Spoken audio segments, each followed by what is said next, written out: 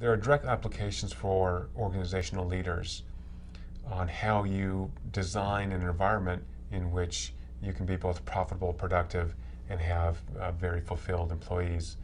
So one way to do that is to lead by fear. So if your business is about exploiting individuals, taking advantage of people, making the biggest profits possible, this is the kind of greed is good model, then you want to just kind of whip people into doing things that are not fun, not interesting, at the 9-to-5 job. If instead the oxytocin research is correct, that individuals normally connect to each other, that's our mode of being as social creatures, as human beings, and it means that if business is about service to others, then business itself is a virtue. You're engaging in a virtuous activity by serving the needs of somebody else. When you do that, when you serve the needs of your employees, of your customers, you will induce oxytocin release, and they'll want to reciprocate. So can you say customer loyalty? This is how you do it. Okay, so if you can induce this oxytocin-rich environment, if you can create this environment, then you have a way to drive productivity and drive individual satisfaction for being part of this organization. We have a purpose. We're here to serve others, and we see this as some endeavor that we do together. And when we do it together, we feel good about ourselves and about the people that we're helping. So what this means is that in the old model, greed is good, the management technique is lead with fear. In the new model, empower individuals to be the best they can be in an organization with purpose. You want to lead with love. So if you lead with love, then you have this oxytocin environment that will motivate people going beyond exceeding expectations, leading to delighting the customer, delighting the people around me. And delight is what we really want from a customer experience.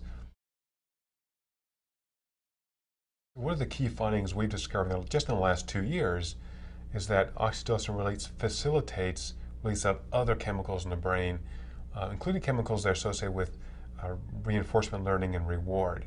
So it literally feels good to do good.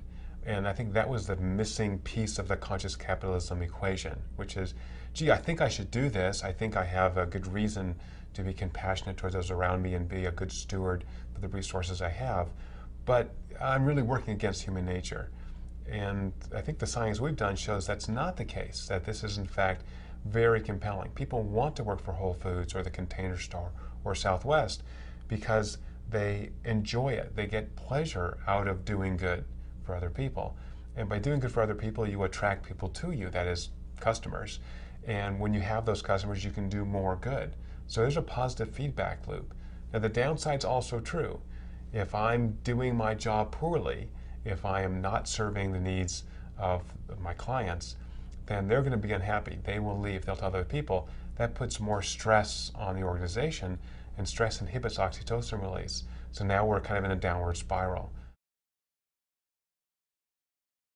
If you want to change that direction, there is a kind of recipe from the science that we've done on how to do that. And the first thing you want to do is have a change in the whole outlook. You've got to refocus on what your mission is, what is your purpose.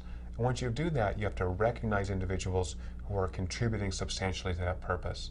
And again, that could be, and is often, it's the janitor who sweeps the shop floors, who does this every day perfectly and doesn't make a mess.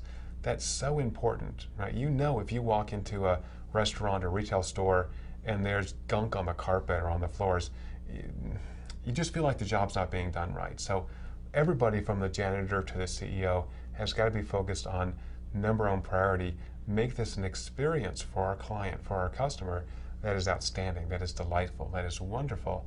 And if we do that, what happens is that customer smiles, they're happy, they give us feedback.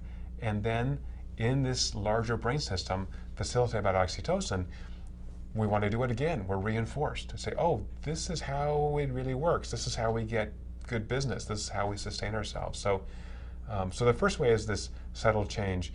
The more radical approach is change from the top down. Kick out the CEO and the senior staff and just start over. And that has worked in a number of places. That is something that is much more costly because you've got to reform the culture, fire a lot of people. And so I think there are small ways that you can start again, from this ground up, for them empowering individuals to actually have this purpose and make a change.